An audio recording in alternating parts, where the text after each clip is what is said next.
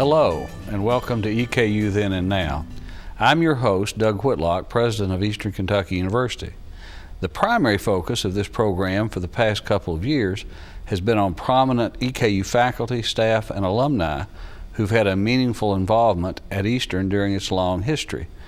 The next several episodes will focus on the now, where Eastern Kentucky University stands, and what the plan is for the future.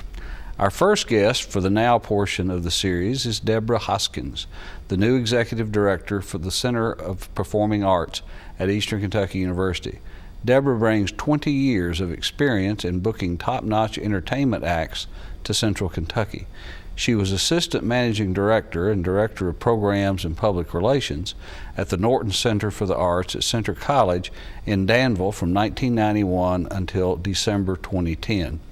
For Debra, who earned 2 degrees at EKU and just last year was honored as a distinguished alumnus from the EKU Department of Communications, this new position with the Center for the Performing Arts marks a true homecoming. Debra, welcome to EKU Then and Now. Thank you. While it's EKU Then and Now, it occurred to me while we were sitting here and they were making the preparations that while there's certainly a lot of work going on now, that in many respects the Center for the Performing Arts is going to be an integral part of Eastern's future, and beyond that, the future for Madison County and our partner cities here in this venture. But really, the scope of it's going to reach much further than that. Yes. So describe for us, if you will, what your vision or how you see the future for the Center for the Performing Arts playing out. I would say I want you to think back to a movie and where there was a baseball team and this voice kept saying, if you build it, they will come. If you build it, they will come. And of course that was Field of Dreams. And someone here at Eastern Kentucky University, a group of people, a county of people, collectively have gone together and had this vision to build it, and they will come. And I would project, anticipate, and pretty much could put a nickel on it right now, that 3 to 5 years we will be known, the EKU Center for the Arts will be known as the premier Center for the Arts in the Commonwealth. We are only a few seats away from being tied to the largest venue. The sound of, the quality of sound, the state of art lights, everything that we have going into this center will be top class. It will be first class. And people around this state are already taking notice. They're already calling and saying, put me on the list. I know it's going to be good. And we've got something that people talk about all the time. It's location, location, location. We're only 3 minutes away from an interstate that connects us all over the Commonwealth. So do I think we're going to position ourselves well with this center? Absolutely. Of course, you alluded to this early on in your response when you talked about, you mentioned the county and the community, and for the benefit of our viewers who might not be right here in Madison County and have had the opportunity to follow the development of this project, this has truly been a partnership between Madison County, the city of Richmond, the city of Berea, and Eastern Kentucky University. In fact, the funding for this project had its roots in some money that was made available to Eastern Kentucky University, some money that was made available to the county, and then some new economy funds. And one of the remarkable things about this to me has been the fact that first $15 million that became available in that fashion, that the leaders within Madison County and the cities were willing to wait for the resources to be made available for the Center for the Performing Arts, and very graciously agreed that the utilization of that first money would be used to build the Business and Technology Center Phase 1, which provided instructional spaces for our College of Business and Technology.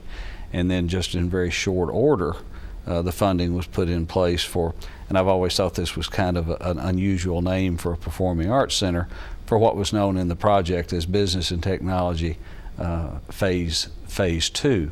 And we have in place a board with whom you will work that has representatives from Madison County, from the 2 municipalities in the county, and from Eastern Kentucky University.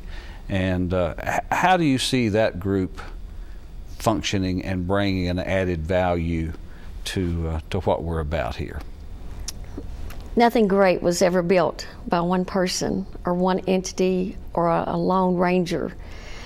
Having all of these people collectively from different parts of Madison County, and like you said, the city, the Berea, Richmond, and all these players that I'm just getting to know right now. I've had about 3 meetings with them, and they are just hungry to work together and make this successful. I sat in on a board meeting the other day, my first one, and everybody was so willing. There were discussions, but hearing from each constituent of their communities, they're excited. And pulling them all together, everyone having a voice in this project will only ensure the success of the project. Well, I'm in complete agreement with you, and as a lifelong resident of Madison County, I almost said lifelong resident of Richmond. There was a time that my family and I lived out in the country, and technically not in Richmond, but we were certainly in Madison County. I don't know as I can point to anything in the life of this county that there has been a higher, more universal sense of excitement and anticipation than what we're witnessing right now in the run-up for this facility. And here we sit near the end of February, and you know, the future is fast rushing toward becoming part of the EKU now. And what are we looking toward now? Perhaps a September opening for this facility? Yes. The goal is to open September 10th. And I know that everyone I meet, the first thing they say is, who's it going to be? Who's the artist? Well, we won't say just yet, but it's closer time and we can announce it. The ink is dry on a contract. We can certainly start announcing, and folks are going to be very excited.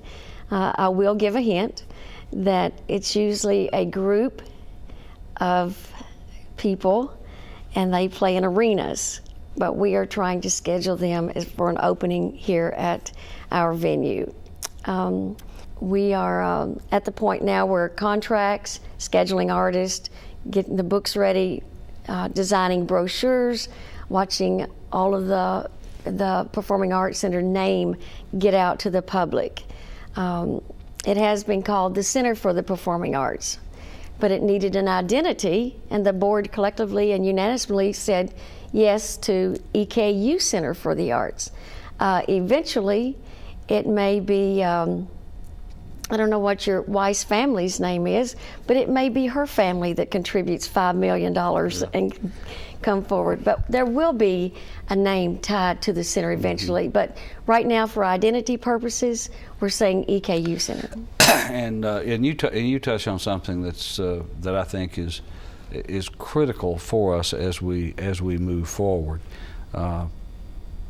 Is there does need to be a significant level of private support for this facility, and there are a number of naming opportunities that exist. Of course, there's the building, there's the main hall, there's the black box theater, and perhaps others that I'm overlooking. But that level of private support and the ability to build an endowment to help support this center and its programming will be very important to us. Now, back to the September the 10th, and I will assure everybody that's watching that that Debbie Hoskins is apparently very capable of keeping a secret, because not even I know of whom she speaks as the group she's trying to secure. But you know, Debbie, many of us here at your alma mater have watched with great interest and pride over the years at the programming at the Norton Center over at Center College, and certainly, you know, we're looking forward to a situation where what we do here complements and simply adds to the cultural and entertainment options for Central Kentucky. But one of the things that I've always noticed and others have noticed is a great variety in the programming that you put together and help put together there. Do you envision the same kind of range of programming here as we move forward? We will. Variety is the key, because I know that a lot of people will do surveys, and they will ask the question, well, who would you like to see come to the center? Well, if you do 50 surveys and mail those out, you'll get 50 different answers. And it just goes to show that the public wants a multiple choice. We'll have from classic to rock, from Broadway to ballet. We'll have speakers, we'll have comedians, we'll have orchestras and chamber music. We will have every genre of music here. And then after the program is put together, people will have options of how to purchase these, just like we did at other facilities throughout the state. Choices now with the economy the way it is, we want people to be able to package season performances that they're the most interested in. And another way that folks will get to participate in private donations and have first choice at their seats will be to buy their seats. And we'll have a seat naming campaign, and when you come to a center, most of the time you'll get to sit in the seat that has your name, that bears your family name or a memory of someone, or alumni of a certain year. You know, groups will go together and buy maybe a section of seats. But the possibilities of being involved, whether you're on this campus or not, will be tremendous. And we're asking for the support of every alumni to participate in this project. This is their center. When they come home to EKU, they're going to have a place to go and show their kids that they want to come to Eastern. Look what we have on this campus. When you have a performing arts center on a university or college campus, it sets the tone for excellence in many ways, because a child or a student that may not want to be a nurse or a doctor or a vet or a scientist or a mathematician may want to go into theater or theater production or music. Here's an option for them to come and be a part of something, and the students at Eastern will play an incredible role in this. And you've just led me right into my next question. You know, we are an educational institution with a great interest in our students and our student success, but then beyond that, as part of our regional stewardship, as part of our what's in our DNA as a teacher education institution, and an institution that's always had a lot of outreach and contact with school systems.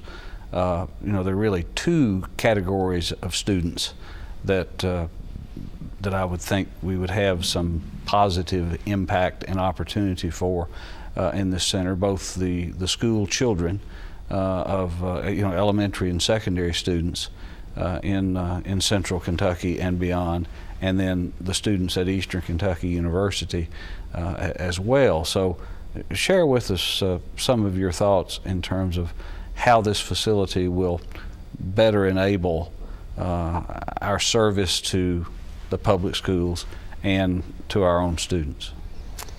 Well, there's nothing prettier than see a string of yellow school buses pull up in front of a venue and know that for the first time, school children from Central Kentucky and may never have an opportunity in their life to go to New York, to go to a big concert hall, to Lincoln Center or to Kennedy Center and see a major orchestra, all they're going to have to do is drive down the road and they're going to see it at the EKU Center. We have almost 2,100 seats when this is completed. And for each performance, we'll have 2,100 students sitting there that didn't pay very much to see a major production.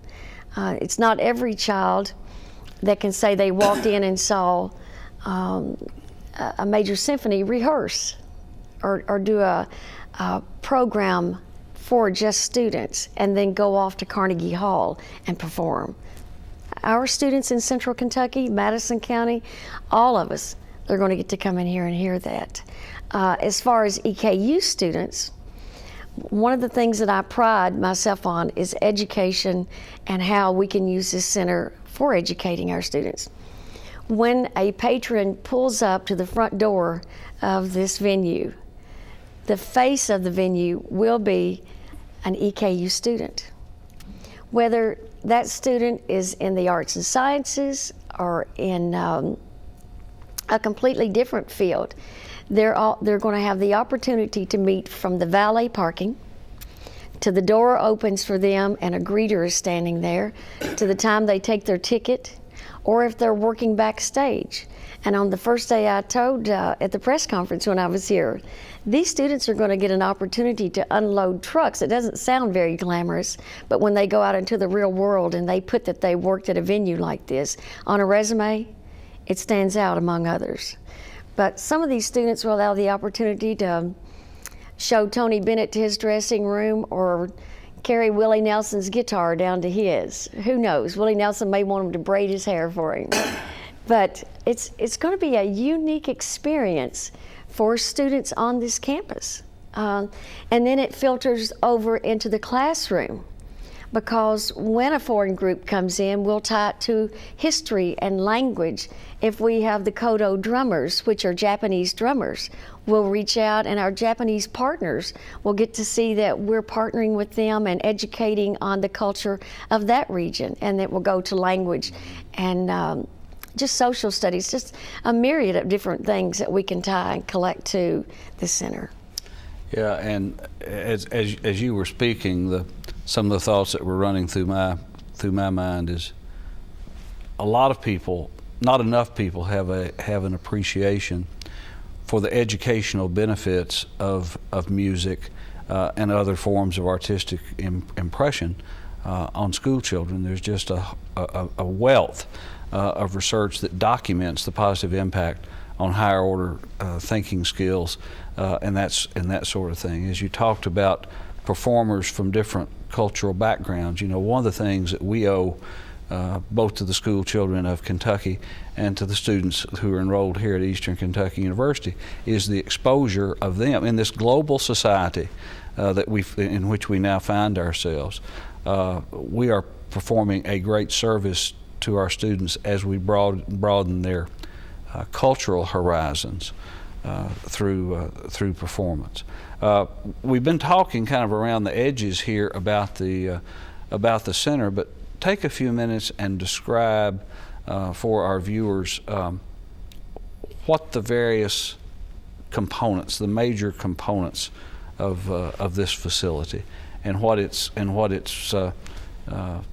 physical capacities will be in terms of the main hall, the stage, and the Black Box Theater.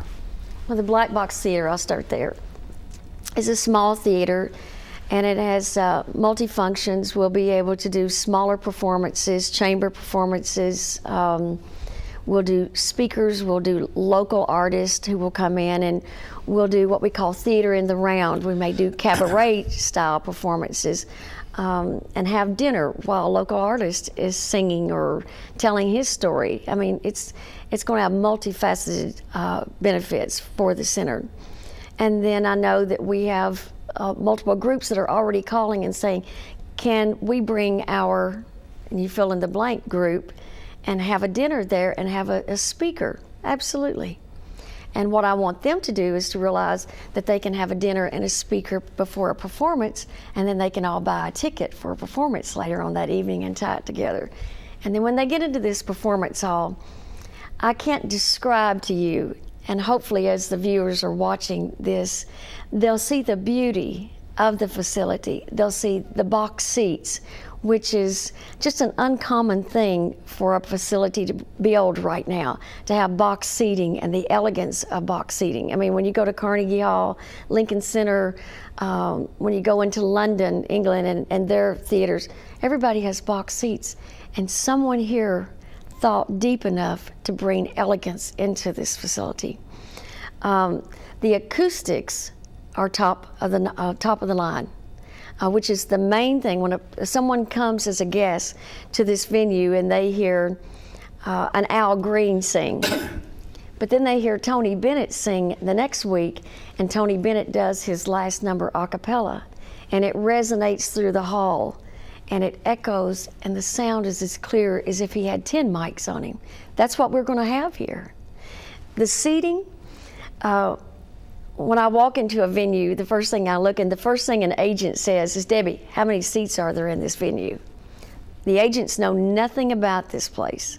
And so I have to sell them on the seating and the sound and the quality and the location and the hotels and the community and the hospitality. All of those play into a factor. But the key thing is the seats.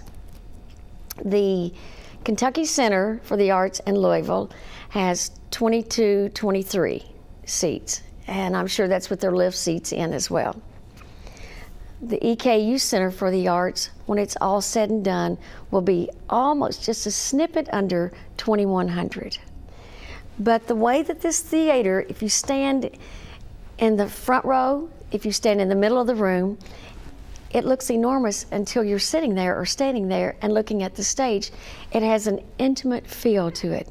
It brings the audience to the stage. And the stage is so massive, the designer of this stage has built it in such a fashion that we could do Phantom of the Opera, we can do Les Miserables, huge Broadway performances who can't go around here. Les Miserables has never been in the Central Kentucky region. And when it comes in, the first thing they do is look to see how many lines there are. We've got them. We can hang them all day long. They have what they call scrims, and they do the different backdrops. We can hang as many as they want to. When we do a Nutcracker ballet, they change like this. We'll be doing ballets. We have the capability to do the largest. The venue in itself, when you walk into the foyer and the beauty of the foyer, that just sets the tone for what they're going to see when they go inside. And when they walk in and they hear the different musicians greeting them in the foyer and warming up before the performance, and the activity of the patrons that get enthused with this center is already incredible. They're just waiting for the doors to open September 10th. And if I have to back up from that date, I'm going to feel really, really bad. So that's why I can't say who it is until we know. Before we, or as we close this conversation, I remember back in the interview process, and I've heard you express this on other occasions before. You hold 2 degrees from this institution. And I think you carry, as all of us do who attended here, the kind of the Eastern brand, and you were stamped by what we call the essential Eastern and the power of maroon. But your story about how you came to be here and what this institution did for you educationally, I think is pretty compelling, and I think it gives us, in this session that's primarily future focused, a little nice tie, both Eastern then and now. So share with our audience your EKU experience. Well, 23 years ago, I was a working mother. I had 2 small children and married and worked in a corporation in Danville. And I knew that I wasn't going to go any further than where I was right there. I was a receptionist and I did travel and communications, but it wasn't going to go anywhere. And so talking to a friend, I said, you should go to college. And when I hung up the phone from talking to that friend, I said, I should go to college. So I called Eastern Kentucky University on a cold call. I spoke to the Department of Mass Communication at that time, and I spoke to a man named Dean Cannon. And I said, I want to come back to school. I'm married, and I'll have to travel an hour, and I've got to do this at night. And he said, you come right back here, we'll help you get through it. So that was on a Friday. On Monday, I was standing in an enrollment line, and they said, what degree? And I said, public relations. Didn't even know really what it was at that time.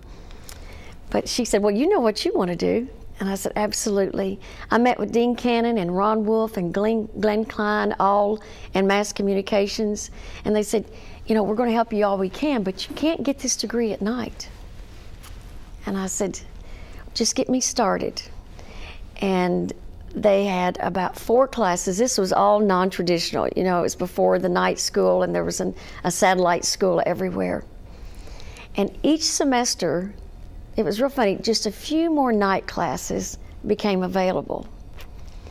And eventually they said, you're going to have to come during the day. And I said, no, you guys are going to help me. And my degree was totally at night. I took 2 Saturday morning classes, a study skills class, and then a communication, a speaking class, how to speak. But they got me through it. And I did it in 3 years with the help of these folks. I drove every night during the week, Monday through Thursday. I worked full time. Sometimes I would come and there'd be a little blonde on my hand, or there'd be a little brunette kid on my hand. And the teachers here, they never said a word. That my kids had little workbooks, and they sat there and they did their coloring or their homework from their school. And Eastern reached out to me in a way that I can't ever give back to Eastern enough of what they gave to me. They've instilled in me a pride of where I went to school, and I can tell this story about the professors that reached out and held my hand through it all. And that was through the master's program as well. I did the master's program all at night, and the master's is in public administration. And those guys, they held my hand all the way through it as well. Anyone that I speak to, even though I was sitting on another campus and working for 20 years, that EKU degree, both of them hung on my wall. What I considered one of the most honored gifts that I've ever been given was the outstanding alumnus from that department. I take great pride in saying that I'm an EKU alum. Well, we take great pride in saying that you're an EKU alum, and I can't think of a better note on which to end this chapter of EKU Then and Now. Thank you so much, Debbie, and welcome home. Thank you.